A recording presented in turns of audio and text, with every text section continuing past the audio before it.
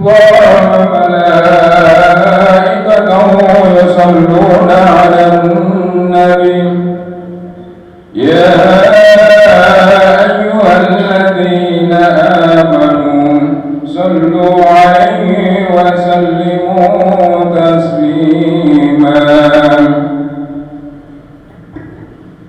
السلام عليكم ورحمة الله وبركاته. الله أكبر الله أكبر الله أكبر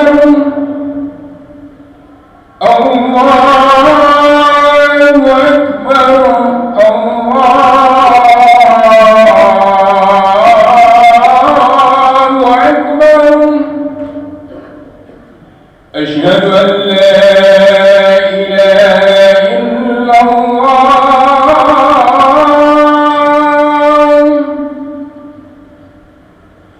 أشهد أن لا إله إلا الله.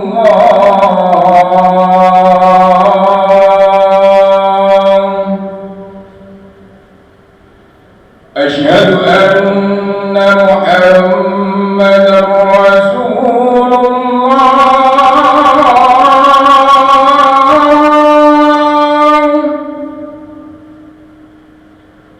أشهد أن محمدا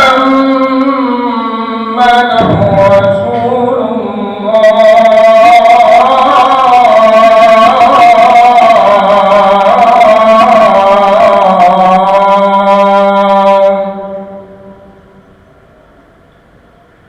حي على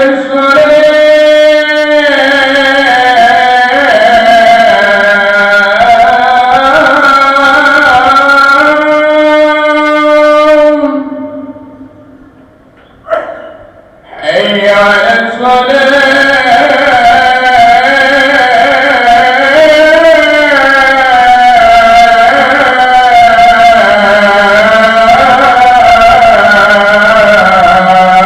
على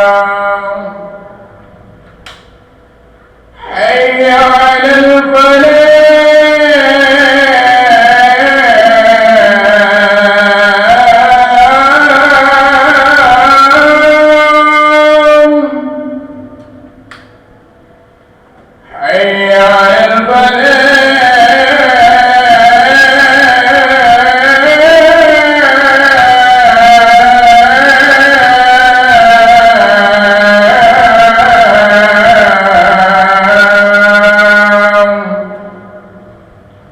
الله أكبر الله أكبر.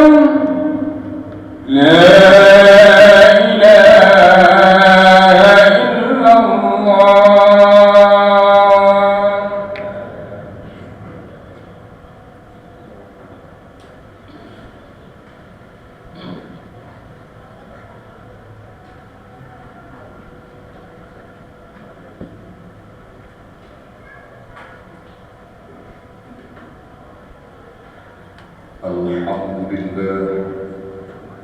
الحمد لله الذي أمرنا بالتقوى. أشهد أن لا إله إلا الله وحده لا شريك له الذي نهانا عن اتباع الهوى.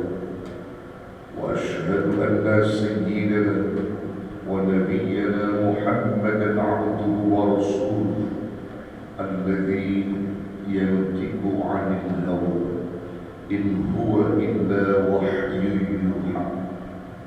اللهم صل وسلم وبارك على سيدنا محمد وعلى آله وأصحابه الذين نالوا المرتبة العليا والمنزلة القصوى. أما بعد فأوصيكم عباد الله وإياي بتقوى الله وطاعته في كل وقت. فقد فاز المتقون المفلحون. وقال عز من قائل في كتابه العزيز: يا أيها الذين آمنوا اتقوا الله حق تقاته ولا تموتن وقال تعالى في آية أخرى يا أيها الذين آمنوا اتقوا الله وقولوا قولا سديدا يصلح لكم أعمالكم ويغفر لكم ذنوبكم ومن يطع الله ورسوله فقد فاز فوزا عظيما. صدق الله العظيم وقد بلغ رسوله النبي الحبيب الكريم ونحن على ذلك من الشاهدين والشاكرين والحمد لله رب العالمين. أيها الإخوة المسلمون هداكم الله ورحمكم الله. Saudara-saudaraku, hamba-hamba Allah yang diberkahi Allah. Alhamdulillah wa syukuru ala ni'amillah. Di kesempatan siang yang penuh berkah ini, di hari Jumat, kita berkumpul bersama menunaikan kewajiban kita untuk sholat berjamaah, sholat Jumat berjamaah. Dan ini merupakan anugerah nikmat yang wajib disyukuri oleh kita semua, agar nikmat itu terus ditambahkan oleh Allah Subhanahu wa Ta'ala. Terkhusus nikmat iman, Islam dan ihsan yang Allah tanamkan dalam qalbu kita, sehingga dengan ketiga nikmat itu kita mudah melangkahkan kaki untuk melakukan segala aktivitas yang diperintahkan oleh Allah Subhanahu wa Ta'ala. Juga mudah kaki kita untuk meninggalkan terhadap apa yang menjadi larangan-larangan Allah Subhanahu wa Ta'ala. Salawat beriring salam semoga tercurah dan terlimpah kepada junjungan Nabi besar kita Muhammad sallallahu alaihi wasallam. Saudaraku yang diberkahi Allah, di masa Nabi Allah Daud alaihi salatu wassalam, ada seorang lelaki soleh, lelaki yang memiliki keilmuan bahkan hikmah-hikmah yang luar biasa. Namanya diabadikan oleh Allah sebagai nama salah satu surah dalam Al-Quran, yaitu Luqman. Luqman Hakim hidup di masa Nabi Allah Daud. Bahkan Nabi Allah Daud alaihi salatu wassalam pun mengakui kepiawaian dan kemahiran Luqman sebagai orang saleh.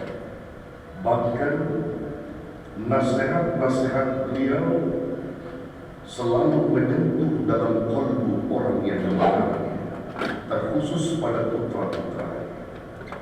Tu'til hikmah min qalbi. Luqman telah diberikan hikmah di dalam hatinya.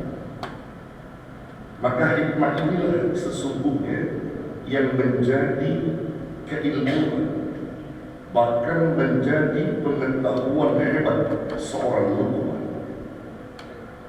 Berangkat dari hikmah inilah Luqman nasihatnya selalu menyentuh dalam qalbu setiap orang yang mendengar. Kita tentunya bertanya, apa sesungguhnya hikmah ini? Ada orang yang mengartikan hikmah adalah pelajaran. Ada orang yang mengartikan hikmah itu adalah nasihat. Betul, semua itu mengandung makna. Hikmah berarti makna nasihat. Hikmah mengandung arti pelajaran, bahkan termasuk di dalamnya ada. Para ulama kita mendefinisikan kata hikmah yang diturunkan Allah ke dalam qalbunya Luqman, disebutkan oleh ulama kita al-hikmatu.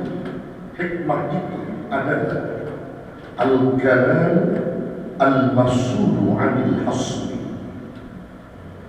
Hikmah adalah ungkapan atau perkataan, bisa berarti sikap. Al-masulu anil hasbi, yang terbebas, terlepas dari segala bentuk-bentuk kedustaan. terlepas dari segala bentuk-bentuk pembualan. Jadi Luqman itu adalah orang yang selalu jujur dan tidak pernah berdusta dalam hidup mereka. Tidak pernah membual, sehingga apa yang diungkapkannya menyentuh dalam kolbunya. Dan kita merindukan orang-orang macam ini, saudara. Ketika dia menjadi pemimpin kita, kita rindu orang yang memiliki hikmah. Yang kalau ia berkata jujur, bersikap jujur, dan melakukan apapun tanpa bentuk-bentuk kebohongan, janjinya hak, benar, bukan al-ghadib, bukan dusta yang ada dalam kehidupan mereka. Belajar dari Luqman, saudara. Maka banyak nasihat-nasihat Luqman yang menyentuh kolbu kita, baik yang kita baca dalam Al-Quranul Karim maupun kitab ulama salafus saleh yang menukilkan kalam-kalam hikmah dari Luqman itu sendiri. Saya mau ambil satu catatan yang menjadi wasiat Luqman kepada putranya, dan sekaligus khitab ini, penyampaian daripada nasihat Luqman ini bukan berlaku untuk putranya, tapi juga berlaku untuk kita sebagai umat Rasulullah Sallallahu Alaihi Wasallam. Ada dalam satu kitab ulama salafus saleh, dan ini berdasarkan keterangan saya. Luqman pernah berkata kepada putra, "Ya bunayya, innan nasa thalathatu athlath." Wahai putraku, wahai anakku tercinta, sesungguhnya di dalam diri manusia itu ada 3/3 bagian. Jadi manusia memiliki 3/3 bagian. Sulusul lillah, 1/3 yang pertama milik Allah. Wa sulusul liduni, 1/3 yang kedua milik belatung cacing tanah. Wa sulusul linafsi, dan 1/3 yang ketiga milik dirinya sendiri. Jadi kita hanya memiliki 1/3 saja dari tubuh kita ini. Kemudian anaknya bertanya, "Wahai ayahku, kalau begitu 1/3 milik Allah itu apa? 1/3 milik belatung itu apa? 1/3 milik manusia itu sendiri apa?"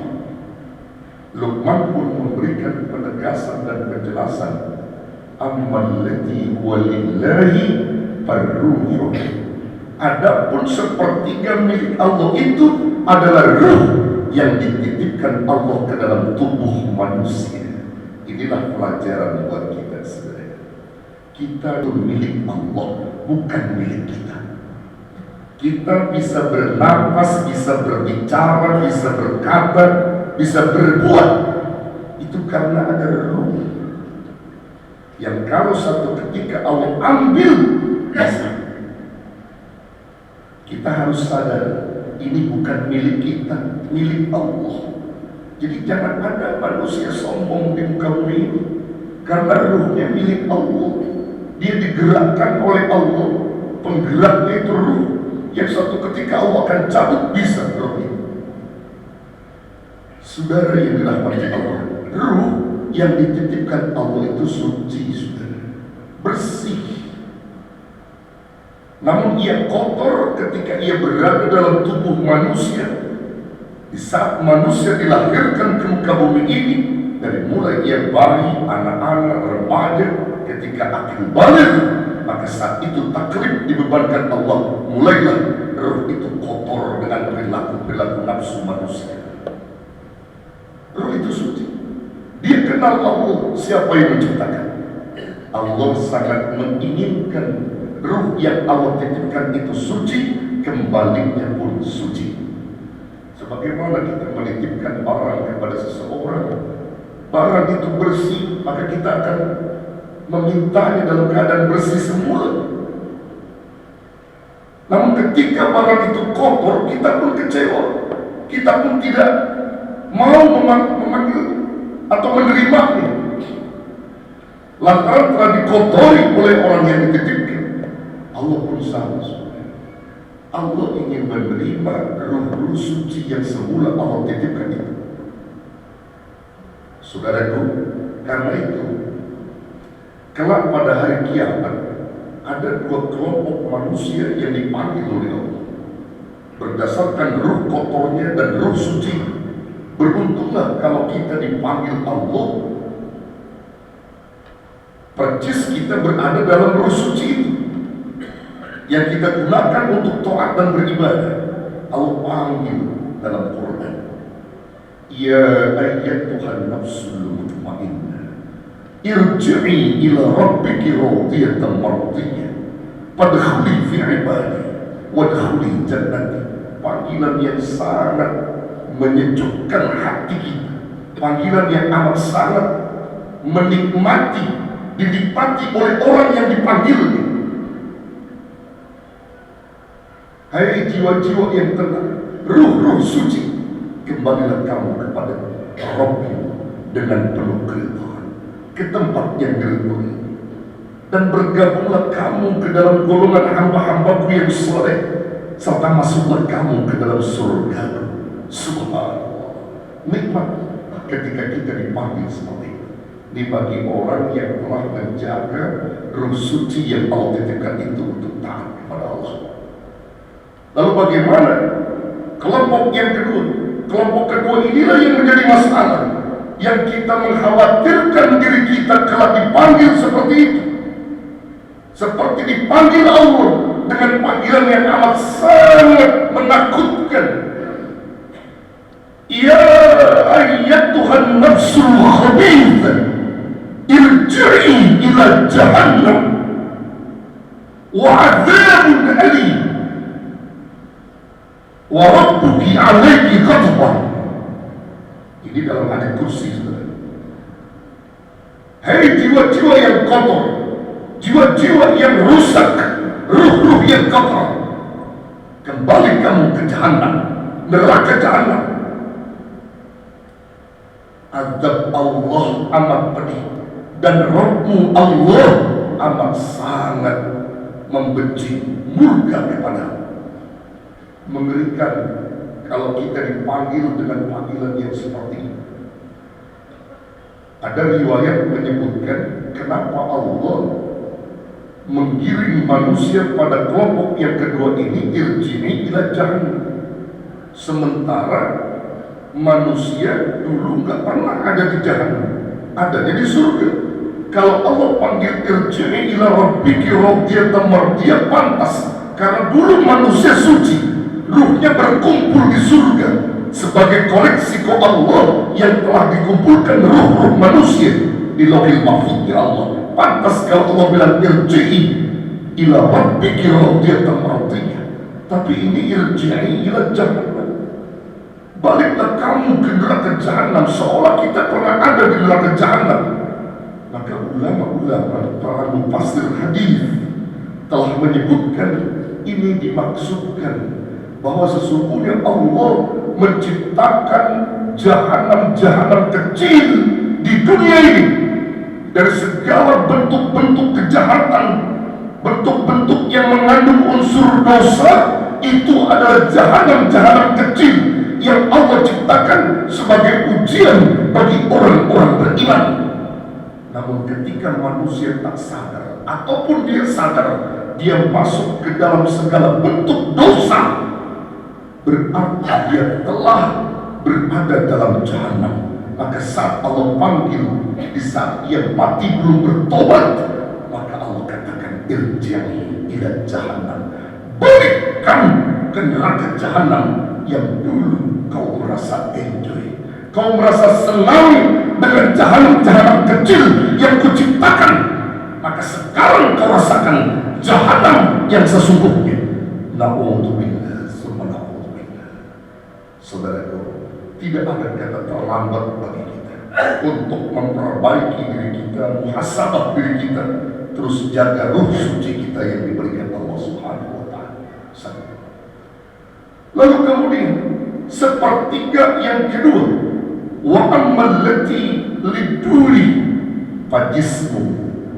Adapun sepertiga yang kedua milik belatung cacing tanah adalah tubuhnya. Tubuh kita ini milik belatung, saudara, milik cacing tanah yang kita jaga, kita rawat setiap hari. Kalau kita mati, cacing tanah, belatung itu makanannya. Yang jelas bukan milik kita tubuh ini, milik belatung. Tapi pertahanan dirinya luar biasa. Pertahanan diri kita luar biasa. Jika kita sakit, kita berobat agar sembuh. Dan hal itu dibenarkan dalam syariat, silakan. Namun kebanyakan manusia lupa, ketika dia sakit, dia berobat, jutaan rupiah dia keluarkan, bahkan ratusan juta untuk operasi jantungnya. Namun ketika dia sembuh, dia lupa dengan Allah. Padahal ketika ia mati nanti, tubuh yang dulu ia operasikan itu nanti dimakan belatung. Bahkan jantung yang mereka cangkok itu pun dimakan belatung, sudah. Bukan milik kita. Tapi yang jelas-jelas milik kita yang terakhir itulah milik kita. Wa ammal lati li nafsi. Adapun sepertiga yang ketiga milik diri manusia itu sendiri. Fa amaluhu amalnya itu milik manusia.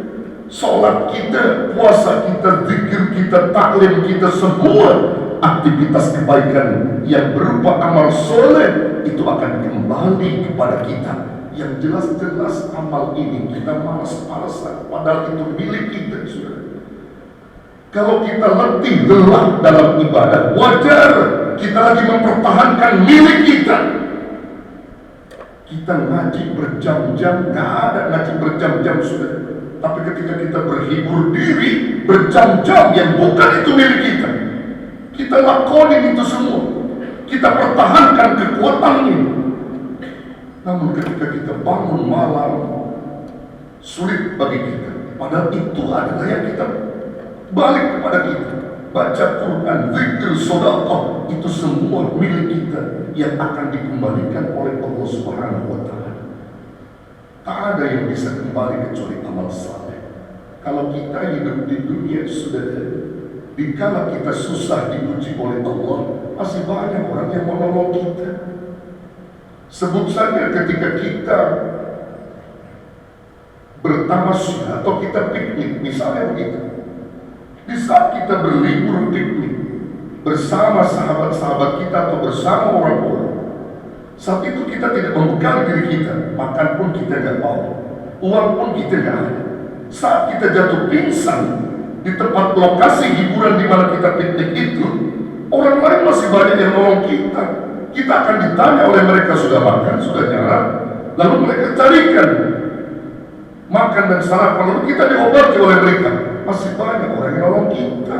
Kalau kita gak punya bekal di dunia, tapi kalau kita dikubur tak punya bekal, tak ada amal soleh, siapa yang menolong kita? Kalau bukan amal soleh kita, kalau bukan sholat kita, kalau bukan zikir kita, kalau bukan ta'lim kita, kalau bukan baca Quran kita, kalau bukan sedekah kita, mereka semua yang menjadi amal soleh yang akan kembali kepada kita. Maka inilah kita pertahankan, sepertiga ini milik kita yang wajib kita pertahankan, yang bakal kembali untuk kita semua. Barakallahu li wa lakum bil Qur'anil azim wa nafa'ani wa iyyakum bima fihi minal ayati wa dzikril hakim wa taqabbalallahu minni wa minkum tilawatahu innahu was-sami'ul 'alim. Aqulu qawli hadza wa astaghfirullahal azim li wa lakum wa li sa'iril muslimin wal muslimat wal mu'minina wal mu'minat wastaghfiruhu min kulli dhanbin innahu huwal ghafurur rahim. Allahumma salli ala sayyidina Muhammad wa ala ali sayyidina Muhammad.